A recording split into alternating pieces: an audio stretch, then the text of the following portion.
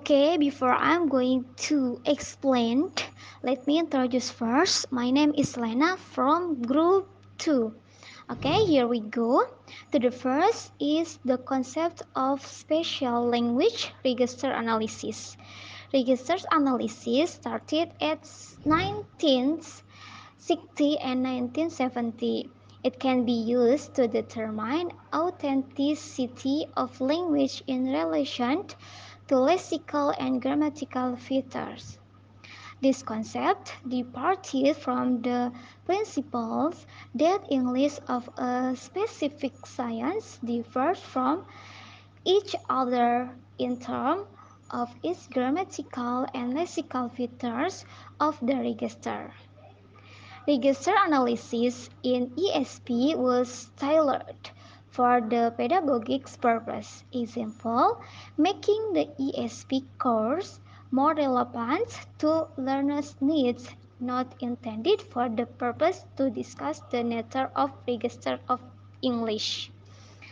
The main purpose of an ESP course was to produce a syllabus which gave a high priority to the language forms students would need in their field and in turn would give low priority to forms they would not meet. The focus is on the grammar and vocabulary of scientific and technical English-based lexical statistics. The concerns in register analysis and interpretative strategies as in the skill and strategies approach are actually indirected to the same destination, example language use. And then next, beyond the sentence, rhetorical or discourse analysis. The second phase of development shifts attention to the level about the sentence. As ESP become closely influenced with the emerging field of discourse or rhetorical analysis. In this stage, the students of ESP are told to know more about the pattern of a discourse, shift to understanding how the sentences were combined in discourse to produce meaning. In discourse analysis, we are concerned with how meaning is generated in sentences. The context of the sentences is very important in creating the meaning. The meaning of the sentences will be changed with the different context. And then if we take the example sentence, it is raining, and we put into three different dialogues, we can see how the meaning changes. For the first is dialogue, the child, can I go out to play? And then the mother reply, it is raining. The second dialogue, wife, have you cut the grass yet? Husband, it is raining.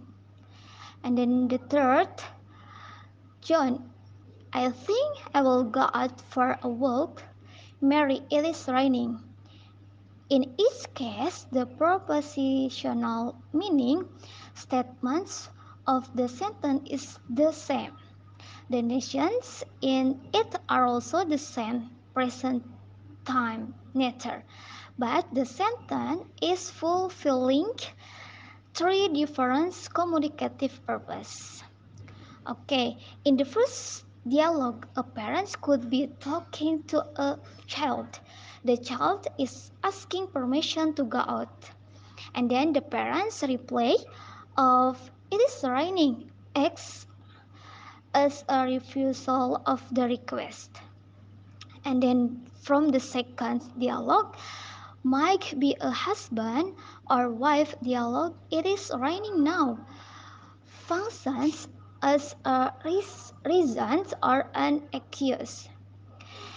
In the third dialogue, it takes on yet another function, and, and this time is probably anything as advice or a mild warning and might take place between friends.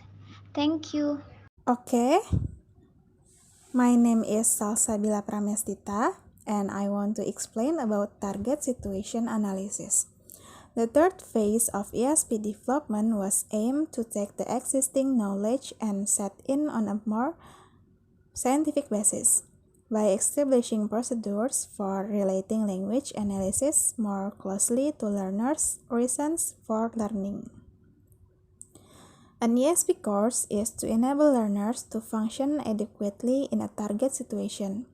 Then, the ESP course design process should proceed by first identifying the target situation and then carrying out a rigorous analysis of the linguistic features of that situation. The identified features will form the syllabus of the ESP course. This process is usually known as a need analysis. The most thought explanation of target situation analysis is the system set out by John Manby in Communicative Syllabus Design.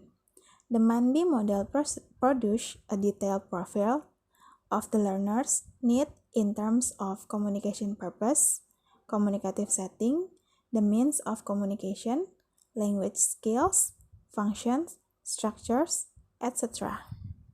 Next slide. I want to explain about skills and strategies.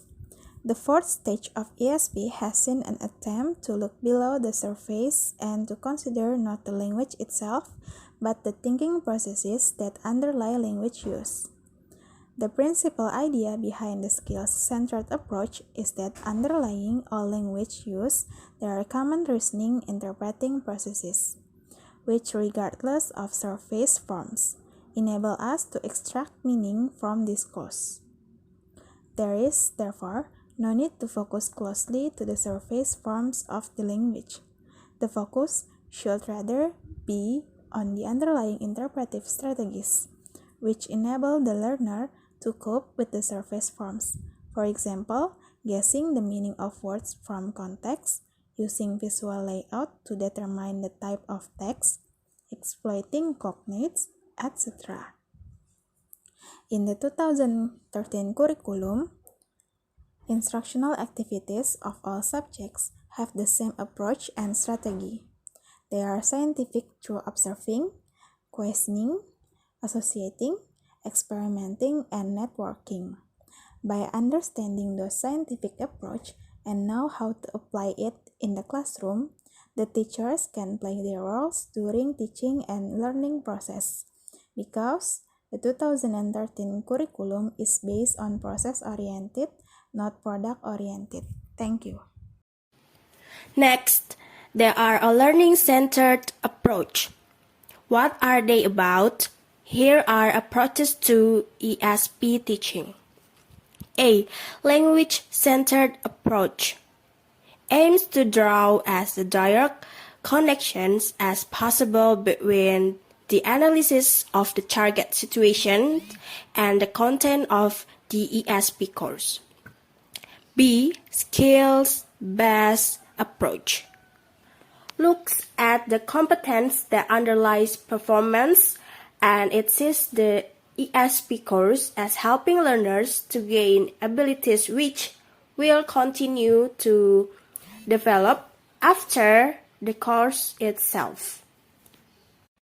C. Learner-centered approach places the student in the center of the learning process. Students are to be active participants who learn at their own pace and use their own strategy. They are more intrinsically than extrinsically motivated. Learning is more individualized than standardized, activating how to learn skills like problem solving, critical and reflective thinking. D. Task-based instructions makes learners use language in tasks that reflect real life. It is an activity which is designed to help achieve a particular language goal. E. Content-based interaction focuses on using real-life subject matters as a vehicle for teaching.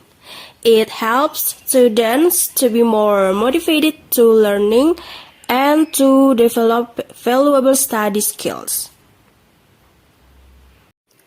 F. Learning-centered approach states that learning should be seen in the context in which it takes place. Besides being a mental process, learning also implies a negotiation between individuals and society. Society sets the target, and individuals must do their best to get as close to that target as possible. The learner is one factor to consider in the learning process. So, ESP is not a product and it is not a kind of any language or method and also not containing learning material. ESP is an approach of the language study based on students' need. This is anyhow not the main concern of ESP since describing and exemplifying what people do with a language will not automatically enable someone to learn it. Therefore, a truly valid approach must be based on an understanding of the processes of language learning, not language use. Hello, my name is Salsabila Hikmah and my NPM is 2019-1250-0176 and I'm gonna explain the last slide about the difference between ESP and General English.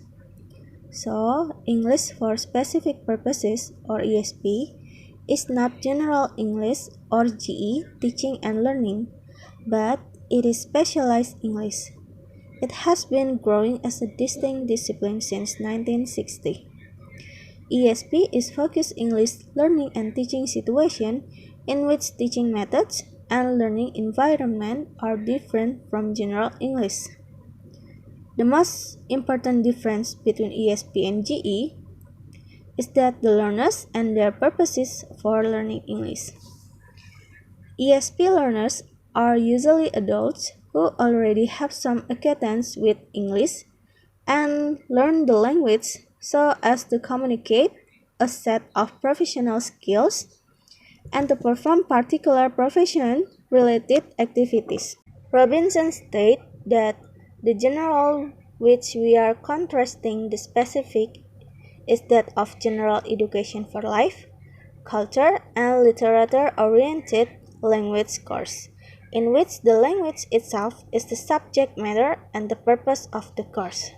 However, in ESP, after the identification and the analysis of specific learning needs, students learn English as a route to the acquisition of some quite different body of knowledge and set of skills. Further distinction between general English courses and ESP is that learners of the latter are mainly adults with a certain degree of awareness concerning their language needs, whereas general English courses are provided to pupils as compulsory module at schools. Their unique purpose is to succeed in the examinations. In addition, Bastukman maintained that general English language teaching tends to set out from a definite point to an indeterminate one, whereas ESP aims to speed learners and direct them through to a known destination in order to reach specific objective. While the distinction between ESP and EGP lies in the way we define and implement the learning purpose as follows. So, in the table, English for Specific Purposes or ESP learners are usually adults who are familiar with the English language. They are learning the language in order to communicate professional information and to perform some particular or job-related functions. The learners are highly motivated as they are aware of their specific purposes for learning English. In ESP course, need analysis determine language skills that are useful for the learners to be able to accomplish certain professional tasks.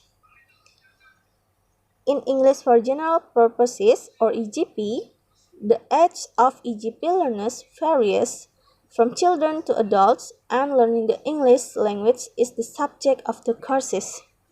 EGP courses are mostly focused on grammar, language structure, and general vocabulary. EGP helps students to cope with any subject matter course. It gives them the ability to generate more language. EGP learners, if well taught, can use English to cope with the language in any undefined text. EGP courses deal with many different topics, and each of the four skills is equally treated. EGP is responsible to general language acquisition and knowledge analysis conducted. So that is the difference between ESP and general English. Thank you.